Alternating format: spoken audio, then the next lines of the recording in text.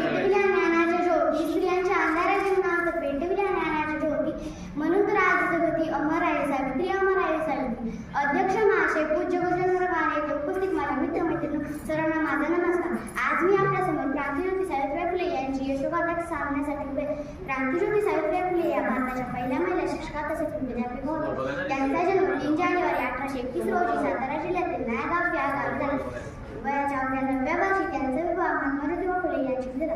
विवाहानंतर महात्मा ज्योतिबा फुले यांनी सावित्रीबाईंना लिहायला वाचायला शिकवले व स्त्री शिक्षणाचा पाया असतो. क्रांतिज्योती सावित्रीबाई फुले व महात्मा ज्योतिबा फुले यांनी 1 जानेवारी 1848 रोजी पुण्याच्या बुधवार पेठेत मुलींची पहिली शाळा काढली. सावित्रीबाईंनी बाल्यविवाह, केशवपण, सतीप्रथा वाईट करताना त्यांनी विरोध केला. त्यांनी काव्य फुले, बाणपशी, सुबोध रत्नाकर असे काव्यसंग्रह समाजाप्रती केली.